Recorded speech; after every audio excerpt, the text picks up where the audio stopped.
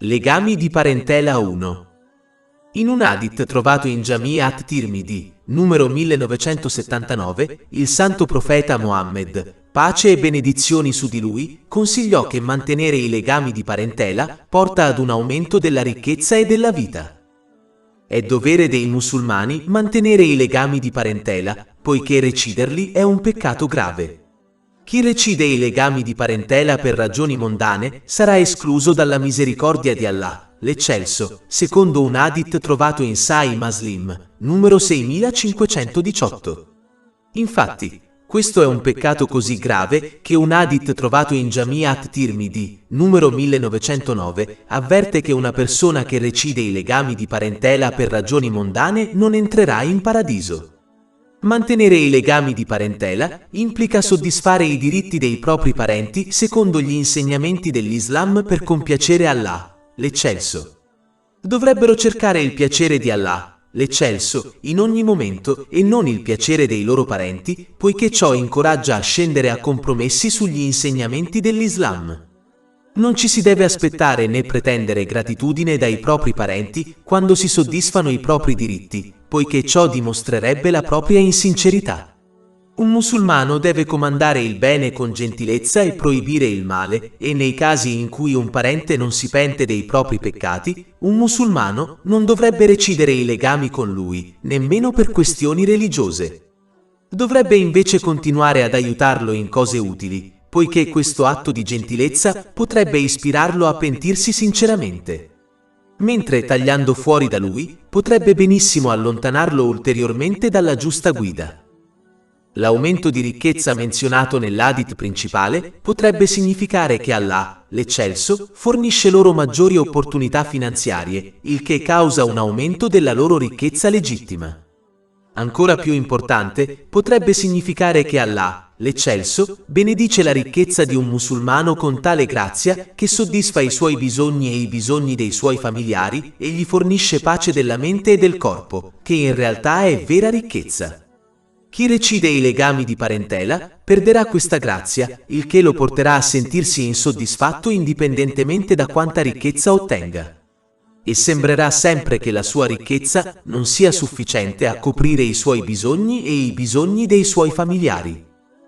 L'aumento della vita menzionato nell'hadith principale si riferisce all'essere concessi della grazia nel proprio tempo, in modo che riescano a soddisfare tutti i loro doveri verso Allah, l'Esaltato, come le preghiere obbligatorie, e verso le persone, pur trovando il tempo per godere dei piaceri leciti di questo mondo senza eccessi, stravaganze o sprechi. Ma colui che recide i legami di parentela perderà questa grazia e quindi non importa quanto piccole siano le responsabilità che ha, non sembrerà mai di avere abbastanza tempo per soddisfarle tutte e godere dei piaceri leciti di questo mondo con moderazione. Passerà invece la giornata a occuparsi di un problema dopo l'altro, senza alcun riposo o pace mentale. Legami di parentela 2. In un hadith trovato nel Jami' at-Tirmidhi, numero 2612, il santo profeta Mohammed, pace e benedizioni su di lui, consigliò che colui che possiede una fede completa è colui che si comporta meglio ed è più gentile con la propria famiglia. Sfortunatamente, alcuni hanno adottato la cattiva abitudine di trattare i non parenti in modo gentile, mentre maltrattano la propria famiglia. Si comportano in questo modo perché non capiscono l'importanza di trattare gentilmente la propria famiglia e perché non riescono ad apprezzare la propria famiglia. Un musulmano non raggiungerà mai il successo finché non adempirà entrambi gli aspetti della fede. Il primo è adempiere ai propri doveri verso Allah, l'Esaltato, adempiendo ai suoi comandi, astenendosi dai suoi divieti e affrontando il destino con pazienza, secondo le tradizioni del santo profeta Mohammed, pace e benedizioni su di lui. Ciò garantirà che utilizzino tutte le benedizioni che sono state loro concesse in modi graditi ad Allah, l'Esaltato. Il secondo è soddisfare i diritti delle persone, il che include trattarle con gentilezza. Nessuno ha più diritto a questo trattamento gentile della propria famiglia. Un musulmano deve aiutare la propria famiglia in tutte le questioni buone e metterla in guardia contro le cose e le pratiche cattive in modo gentile, secondo gli insegnamenti dell'Islam. Non dovrebbe supportarli ciecamente nelle cose cattive semplicemente perché sono loro parenti, né dovrebbe mancare di aiutarli nelle cose buone a causa di qualche sentimento negativo nei loro confronti, poiché ciò contraddice gli insegnamenti islamici. Capitolo 5, Al-Ma'idah, versetto 2. Re. E cooperate nella giustizia e nella pietà, ma non cooperate nel peccato e nell'aggressione. Il modo migliore per guidare gli altri è attraverso un esempio pratico, poiché questa è la tradizione del santo profeta Mohammed, pace e benedizioni su di lui, ed è molto più efficace di una semplice guida verbale. Bisogna imparare i diritti che ci sono dovuti e i diritti che dobbiamo agli altri, in particolare ai nostri parenti, per assicurarci di rispettarli. Un musulmano deve sempre ricordare che Allah, l'Eccelso, chiederà a ogni persona se ha rispettato i diritti degli altri, non chiederà loro se le persone hanno rispettato i propri diritti.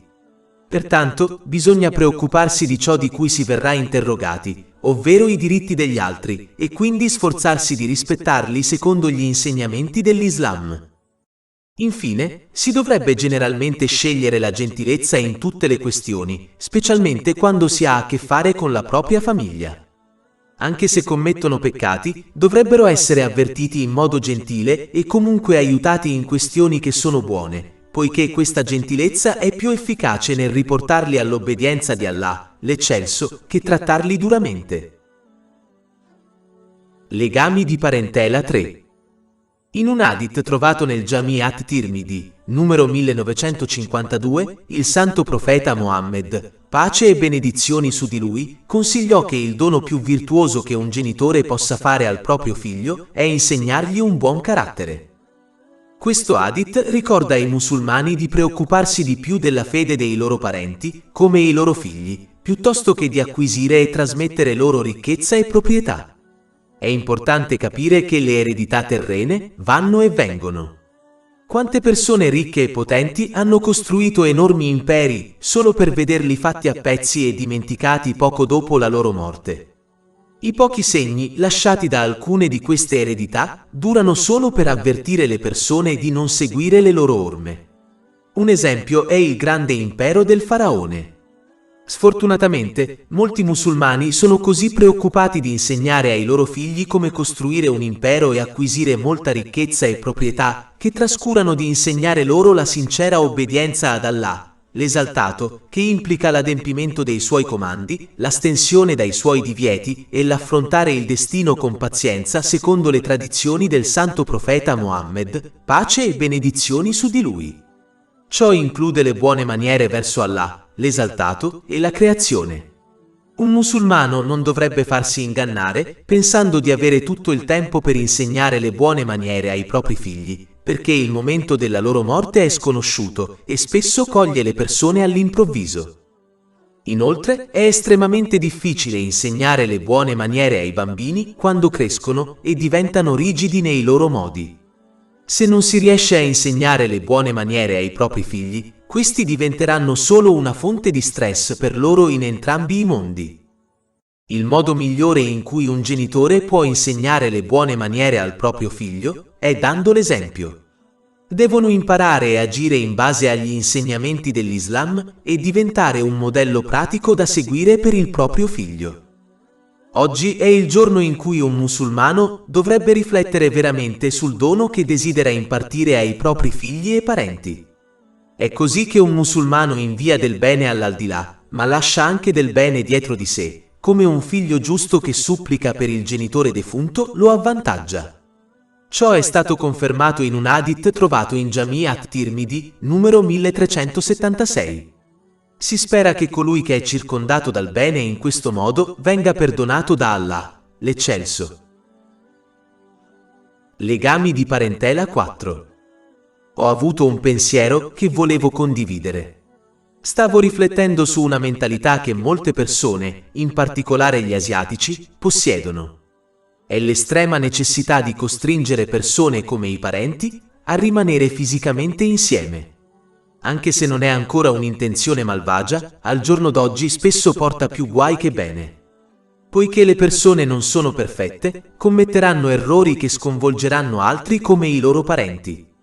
Ma se questa persona incontrasse e conversasse con i suoi parenti solo di tanto in tanto, ci sarebbe una probabilità molto maggiore che l'errore venga trascurato dagli altri, così che non diventi un punto di discussione. Ma se questa stessa persona fosse costantemente in giro con i suoi parenti, sarebbe molto più probabile che il suo atteggiamento e comportamento portino a discussioni e attriti tra i suoi parenti. In altre parole, una persona è meno propensa a discutere e più propensa a essere tollerante con qualcuno che vede solo di tanto in tanto rispetto a qualcuno con cui è sempre in giro. Questo è un fatto che tutti capiranno se ci rifletteranno. Sfortunatamente, alcune persone non capiscono che è meglio essere fisicamente separati, ma essere in pace l'uno con l'altro, che stare insieme in conflitto e attriti. Le discussioni portano solo alla separazione mentale, che spesso ha un effetto più negativo sulle famiglie rispetto alla separazione fisica. Mentre essere separati fisicamente non porta a una separazione mentale. Infatti, spesso porta a un maggiore rispetto e apprezzamento reciproco. Come dice il famoso detto, la separazione fa crescere l'affetto. È importante notare che è dovere di un musulmano mantenere i propri legami di parentela, indipendentemente dal fatto che si trovi fisicamente con i propri parenti o meno.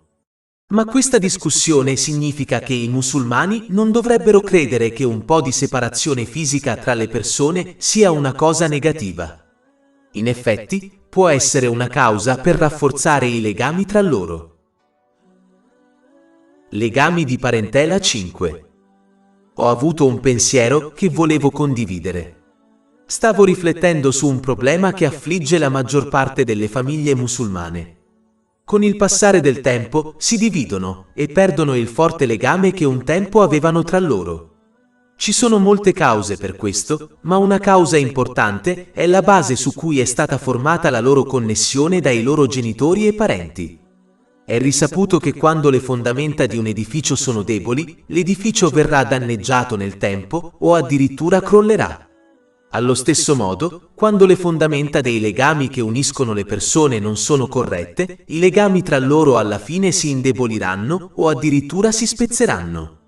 Quando il santo profeta Mohammed, pace e benedizioni su di lui, portò i compagni, che Allah sia soddisfatto di loro, insieme formò i legami tra loro per amore di Allah, l'esaltato. Mentre la maggior parte dei musulmani oggi riunisce le persone per amore del tribalismo, della fratellanza e per mettersi in mostra con le altre famiglie. Anche se la maggior parte dei compagni, che Allah sia soddisfatto di loro, non erano imparentati, ma poiché il fondamento dei legami che li univano era corretto, vale a dire, per amore di Allah, l'esaltato, i loro legami crebbero di forza in forza.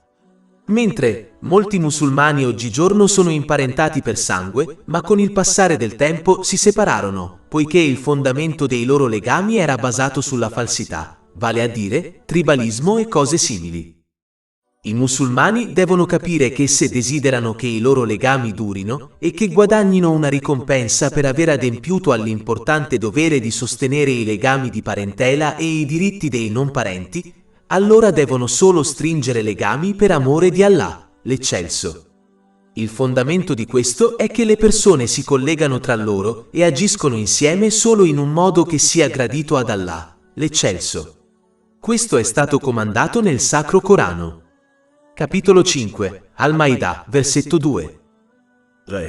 E cooperate nella giustizia e nella pietà, ma non cooperate nel peccato e nell'aggressione. Legami di parentela 6. Qualche tempo fa ho visto un documentario di cronaca, di cui volevo parlarvi brevemente. Riferiva dell'aumento del traffico di droga e delle gang, soprattutto tra i giovani musulmani. Nella maggior parte dei casi, le prime persone che devono assumersi la responsabilità e impedire che ciò accada sono i genitori. Sfortunatamente, molti genitori puntano il dito e affermano che gli insegnanti, la polizia o gli imam delle moschee devono tenere i giovani lontani dalle gang e dallo spaccio di droga. Anche se tutti hanno un dovere, il dovere primario e più grande spetta ai genitori. I genitori devono educare i loro figli continuamente sui cattivi effetti delle gang e delle droghe illegali. come rovinano la vita delle persone coinvolte e di coloro che sono collegati a loro, come le loro famiglie. È proprio come il santo profeta Mohammed, pace e benedizioni su di lui, consigliato in un hadith trovato in Sahih Bukhari, numero 2101. Un cattivo amico è come un cattivo odore che infetta i loro amici e gli altri. La chiave per tenere i giovani lontani dalle gang è l'istruzione dei genitori in primo luogo e poi di altri, come fratelli e insegnanti. I genitori devono chiedere dove si trovino i loro figli in modo gentile. Devono chiedere con chi escono, dove vanno e quali sono le loro attività. Dovrebbero anche incontrare gli amici dei loro figli per assicurarsi che siano adatti alla compagnia. Se i loro figli sono in possesso di cose costose che i genitori non hanno comprato per loro, devono chiederlo. Se i bambini vengono interrogati in questo modo fin da piccoli, ci prenderanno familiarità e non si arrabbieranno quando saranno interrogati più avanti nella loro vita. Questo è il dovere dei genitori, come indicato dal santo profeta Mohammed, pace e benedizioni su di lui, in un hadith trovato in Sunan Abu Dawud, numero 2928. Sfortunatamente, alcuni genitori credono che il loro dovere sia solo quello di guadagnare ricchezza per i loro figli. Quindi si occupano di questo e trascurano il dovere più importante di guidare correttamente e tenere d'occhio attivamente i loro figli. Sì, guadagnare ricchezza è importante, ma non può avere la priorità sull'educare i propri figli sulla differenza tra giusto e sbagliato. Questo documentario di notizie ha anche discusso di come alcuni spacciatori di droga fabbrichino o interpretino male i versetti del Sacro Corano e gli hadith del santo profeta Mohammed, pace e benedizioni su di lui, per giustificare ciò che fanno. Ciò è assurdo, poiché l'Islam proibisce chiaramente qualsiasi cosa che causi danno a se stessi e agli altri, come spacciare o assumere droghe illegali. Affermano persino che vendere droghe illegali ai non musulmani è accettabile. Ma ciò sfida completamente gli insegnamenti dell'Islam, poiché un musulmano deve trattare tutti con gentilezza e rispetto, indipendentemente dalla loro fede. Infatti, non si può essere un vero musulmano o un credente finché non si tiene il proprio danno verbale e fisico lontano da una persona e dai suoi beni. Ciò è confermato in un hadith trovato in Sunan an-Nasai, numero 4998. Se un musulmano non ha il permesso di mancare di rispetto agli dei di altre religioni, come può l'Islam incoraggiare i musulmani a maltrattare le persone di altre fedi? Capitolo 6 Al-An'am, versetto 108. E non insultate coloro che invocano all'infuori di Allah, affinché non insultino Allah per inimicizia e senza conoscenza. Comportarsi in questo modo era in effetti qualcosa che le nazioni precedenti facevano, e Allah, l'Eccelso, le criticò duramente per questo. Capitolo 3 Ale Imran, versetto 75. E tra la gente della scrittura c'è colui che, se gli affidi una grande quantità di ricchezza, te la restituirà. E tra loro c'è colui che, se gli affidi una singola moneta, non te la restituirà a meno che tu non gli stia costantemente sopra, richiedendola. Questo perché dicono, non c'è colpa su di noi riguardo agli ignoranti. E dicono falsità su Allah mentre lo sanno Clock. Se il santo profeta Mohammed, pace e benedizioni su di lui, ha sottolineato il buon trattamento degli animali in molti hadith, come quello che si trova nel Sahih Bukhari, numero 3318, come può l'Islam autorizzare il maltrattamento degli esseri umani? Educare i propri figli impedirà loro di essere ingannati nel credere e agire in base a dichiarazioni e consigli malvagi. Questa educazione inizia a casa. I genitori devono farsi avanti e adempiere a questo dovere. Solo allora questo dovere si estende ad altri, come gli insegnanti di scuola. Un genitore sarà esonerato nel giorno del giudizio se adempie a questo dovere, indipendentemente da come il figlio sceglie di comportarsi. Ma se fallisce in questo dovere, sarà ritenuto responsabile sia in questo mondo che nell'altro. Legami di parentela 7. Qualche tempo fa ho letto un articolo di giornale di cui volevo discutere brevemente. Riferiva dello stress della vita familiare, come crescere i figli. Anche se ci sono molte cose che una persona può imparare e fare per ridurre questo stress, solo una cosa importante verrà discussa. Ogni genitore o tutore legale che cresce un figlio dovrà affrontare due elementi. Il primo è il proprio dovere e responsabilità nei confronti del bambino di cui si prende cura. Ad esempio, è loro responsabilità fornirgli le necessità della vita come cibo, vestiti e alloggio. Inoltre, devono provvedere sia alla loro educazione mondana che religiosa, come insegnare loro le buone maniere discusse nel Sacro Corano e le tradizioni del santo profeta Mohammed, pace e benedizioni su di lui. Capitolo 66, At-Tarim, versetto 6. O voi che credete, proteggete voi stessi e le vostre famiglie da un fuoco il cui combustibile sono le persone e le pietre. Il secondo elemento riguarda le scelte di vita del bambino. Ad esempio, se vuole studiare duramente per raggiungere il successo o essere pigro.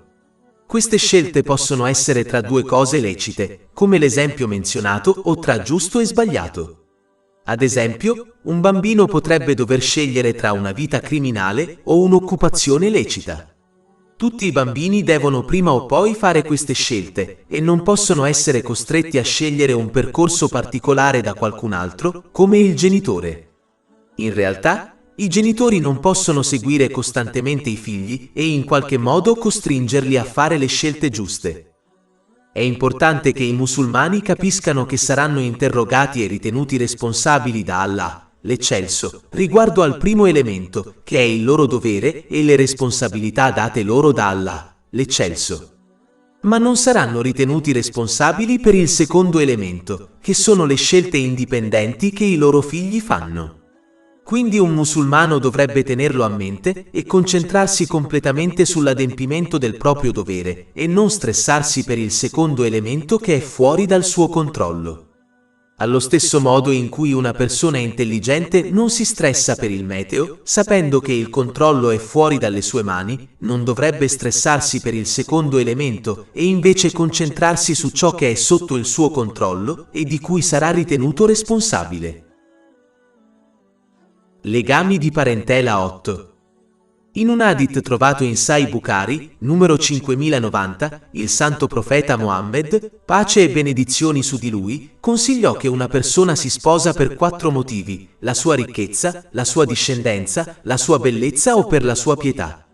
Concluse avvertendo che una persona dovrebbe sposarsi per amore della pietà, altrimenti sarà un perdente. È importante capire che le prime 3 cose menzionate in questo hadith sono molto transitorie e imperfette.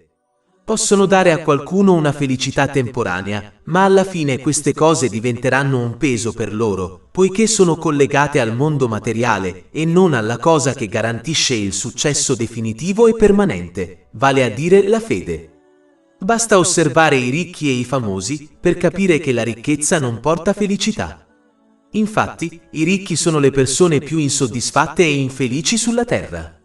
Sposare qualcuno per il bene della sua discendenza è sciocco, poiché non garantisce che la persona sarà un buon coniuge. Infatti, se il matrimonio non funziona, distrugge il legame familiare che le due famiglie possedevano prima del matrimonio. Sposarsi solo per il bene della bellezza, ovvero l'amore, non è saggio, poiché questa è un'emozione volubile, che cambia con il passare del tempo e con l'umore. Quante coppie presumibilmente annegate nell'amore hanno finito per odiarsi? Ma è importante notare che questo hadith non significa che si debba trovare un coniuge povero, poiché è importante sposarsi con qualcuno che possa sostenere finanziariamente una famiglia. Né significa che non si debba essere attratti dal proprio coniuge, poiché questo è un aspetto importante di un matrimonio sano. Ma questo hadith significa che queste cose non dovrebbero essere la ragione principale o ultima per cui qualcuno si sposa. La qualità principale e ultima che un musulmano dovrebbe cercare in un coniuge è la pietà. Questo è quando un musulmano adempie ai comandamenti di Allah, l'esaltato, si astiene dai suoi divieti e affronta il destino con pazienza secondo le tradizioni del santo profeta Mohammed, pace e benedizioni su di lui. In parole povere, chi teme Allah, l'esaltato, tratterà bene il proprio coniuge sia nei momenti di felicità che in quelli di difficoltà. D'altra parte, coloro che sono irreligiosi maltratteranno il proprio coniuge ogni volta che è turbato. Questo è uno dei motivi principali per cui la violenza domestica è aumentata tra i musulmani negli ultimi anni. E anche quando sono soddisfatti del loro coniuge, non riusciranno comunque a soddisfare i loro diritti a causa della loro ignoranza, che la pietà aiuta a rimuovere. Capitolo 35 Fatir, versetto 28. Solo coloro che temono Allah tra i suoi servi hanno conoscenza. Infine, la persona pia è sempre più preoccupata di soddisfare i diritti degli altri, come il proprio coniuge, piuttosto che preoccuparsi che le persone soddisfino i propri diritti. Questo perché capiscono che Allah, l'Eccelso, chiederà loro se hanno soddisfatto o meno i diritti delle persone. Non chiederà loro se le persone hanno soddisfatto i propri diritti, poiché questo sarà affrontato quando Allah, l'Eccelso, interrogherà gli altri, non quando interrogherà loro. Mentre il musulmano empio si preoccuperà solo dei propri diritti che ha preso dalla società, dalla cultura, dalla moda e dalla sua immaginazione e non dall'Islam. Di conseguenza, non sarà mai veramente soddisfatto del proprio coniuge, anche se il coniuge soddisfa i propri diritti secondo gli insegnamenti dell'Islam. Questo è il motivo per cui l'ignoranza dell'Islam e i divorzi sono così fortemente collegati. Infine, se un musulmano desidera sposarsi, dovrebbe innanzitutto ottenere la conoscenza associata a ciò, come i diritti che deve al proprio coniuge, i diritti che gli sono dovuti dal proprio coniuge e come trattare correttamente il proprio coniuge in diverse situazioni. Sfortunatamente, l'ignoranza di questo porta a molte discussioni e divorzi, poiché le persone pretendono cose che il proprio coniuge non è obbligato a soddisfare. Pertanto, la conoscenza, che è la radice della pietà, è il fondamento di un matrimonio sano e di successo. Legami di parentela 9. Mantenere i legami di parentela è un aspetto vitale dell'Islam che non può essere abbandonato se si desidera il successo in entrambi i mondi. Un vero segno della propria fede non è passare tutto il giorno ad adorare Allah, l'Eccelso, in una moschea, ma è adempiere ai diritti di Allah, l'Eccelso, e adempiere ai diritti della creazione. Uno dei diritti più importanti della creazione è sostenere i legami di parentela. Si può fingere pietà vestendosi islamicamente, ma non si può ingannare Allah, l'Eccelso. Quando ci si volta, le pagine della storia osserveranno sempre che i pii servitori di Allah, l'Eccelso, mantennero i loro legami di parentela. Anche quando i loro parenti li maltrattavano, rispondevano comunque con gentilezza. Capitolo 41 Fussilat, versetto 34. E non sono uguali la buona azione e la cattiva. Respingiti il male con quella azione che è migliore, e allora colui che tra te e lui è inimicizia diventerà come se fosse un amico devoto. In un hadith trovato nel Sahih Muslim, numero 6525, il santo profeta Mohammed, pace e benedizioni su di lui, consigliò che Allah, l'esaltato, aiuterà sempre colui che si sforza di mantenere i propri legami di parentela anche se i propri parenti rendono le cose difficili. Per loro. Rispondere al bene con il bene non è speciale, mentre rispondere al male con il bene è il segno di un credente sincero. Il primo comportamento si riscontra persino negli animali. Nella maggior parte dei casi, quando si tratta un animale con gentilezza, questo a sua volta mostrerà affetto. È confermato in un hadith trovato in Sahih Bukhari, numero 5991, che colui che sostiene veramente i legami di parentela è colui che mantiene i legami anche quando i suoi parenti li recidono. Il santo profeta Mohammed, pace e benedizioni su di lui, era costantemente terrorizzato dalla maggior parte dei suoi parenti, ma lui si dimostrò sempre gentile nei loro confronti. È risaputo che non si può raggiungere il successo senza la vicinanza di Allah, l'Eccelso.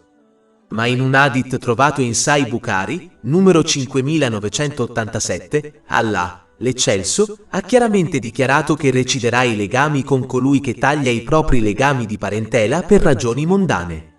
Tenete a mente che questo è vero indipendentemente di quanto ci si sforza di soddisfare i diritti di Allah, l'Eccelso, nella forma di adorazione, come le preghiere obbligatorie. Se Allah, l'Eccelso, taglia i legami con un musulmano, come può raggiungere la sua vicinanza e il suo successo eterno? Inoltre, nella maggior parte dei casi, Allah, l'Eccelso, ritarda la punizione dei peccati per dare alle persone l'opportunità per pentirsi. Ma rompere i legami di parentela, per ragioni mondane, è punito rapidamente. Ciò è stato confermato in un hadith trovato in Sunan Ibn Majah, numero 4212. Sfortunatamente, recidere i legami è una cosa comune nel mondo di oggi. Le persone recidono facilmente i legami di parentela per meschini motivi mondani.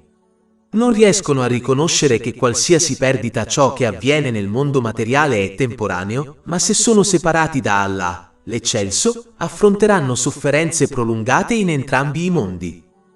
Un motivo per rompere i legami di parentela, che è comunemente visto all'interno della comunità islamica, è quando si raggiunge uno status sociale più elevato attraverso la propria occupazione. Questo li spinge a scartare i propri parenti, poiché credono di non essere più degni di interagire con loro.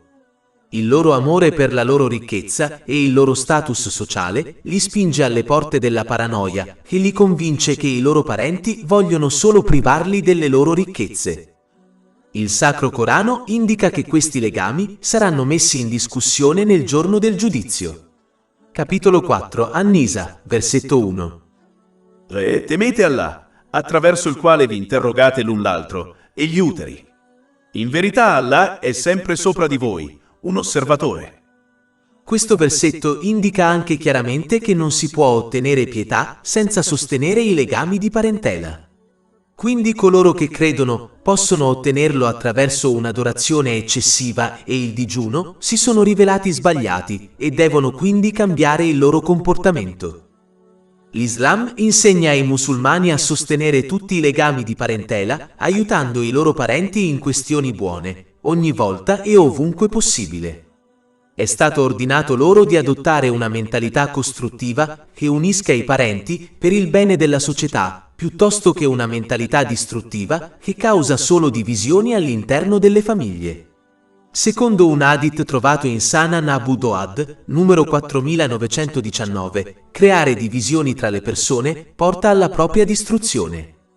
Coloro che recidono i loro legami di parentela sono stati maledetti nel Sacro Corano. Capitolo 47, Muhammad, versetti 22-23. Quindi forse, se vi voltaste, causereste corruzione sulla terra e recidereste i vostri legami di relazione. Quelli che lo fanno sono quelli che Allah ha maledetto. Come si possono realizzare i propri desideri legittimi in questo mondo o nell'altro quando si è circondati dalla maledizione di Allah, l'esaltato, e privati della sua misericordia? L'Islam non ordina di andare oltre i propri mezzi per sostenere i propri parenti, né chiede di sacrificare i limiti di Allah, l'Eccelso, per i propri parenti, poiché non c'è obbedienza alla creazione se ciò significa disobbedienza al Creatore. Ciò è confermato in un hadith trovato in Sunan Abu Dawud, numero 2625. Pertanto, non ci si dovrebbe mai unire ai propri parenti in atti malvagi. In questo caso, un musulmano dovrebbe comandare ai loro parenti di fare il bene e proibire loro gentilmente di fare il male, mantenendo il rispetto per loro. Capitolo 5, Al-Maidah, versetto 2. E cooperate nella giustizia e nella pietà, ma non cooperate nel peccato e nell'aggressione. Innumerevoli vantaggi si ottengono da chi mantiene i legami di parentela per amore di Allah, l'Eccelso. Ad esempio, il santo profeta Muhammad, pace e benedizioni su di lui, consigliò che colui che mantiene i legami sarà benedetto con grazia extra nella sua provvista e nella sua vita.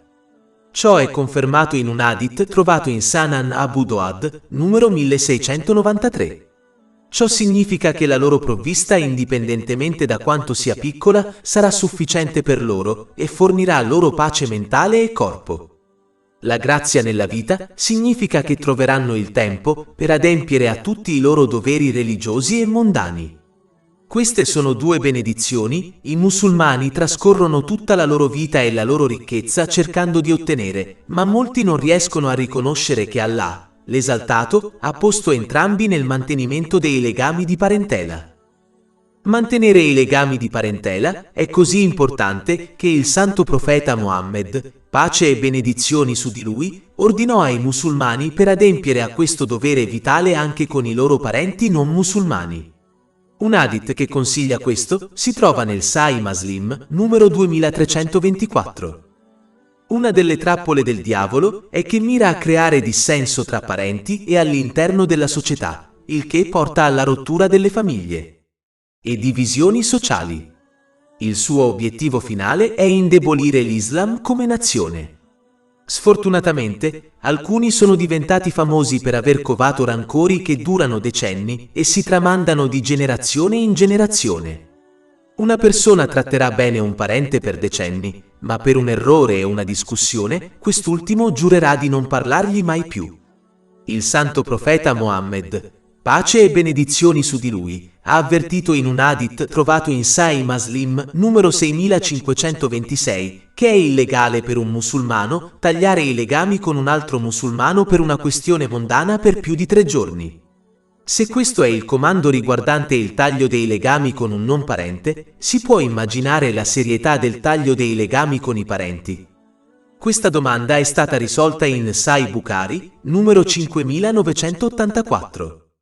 Il santo profeta Mohammed, pace e benedizioni su di lui, ha dichiarato che colui che taglia i legami con un parente per ragioni mondane non entrerà in paradiso. Bisogna riflettere sui versetti e gli hadith che discutono questo importante argomento e rendersi conto che se dopo decenni di peccati, Allah, l'Eccelso, non chiude le sue porte o i collegamenti dei servitori con le persone, perché le persone voltano così facilmente le spalle ai loro parenti per piccole questioni mondane. Questo deve cambiare se si desidera che la propria connessione con Allah, l'Eccelso, rimanga intatta. Ogni lode spetta ad Allah, Signore dei mondi, e che la pace e le benedizioni siano sul suo ultimo messaggero, Mohammed, sulla sua nobile famiglia e sui suoi compagni. Oltre 400 ebook, audiolibri, infografiche, podcast e blog gratuiti disponibili sul nostro sito web www.shaykhpod.com.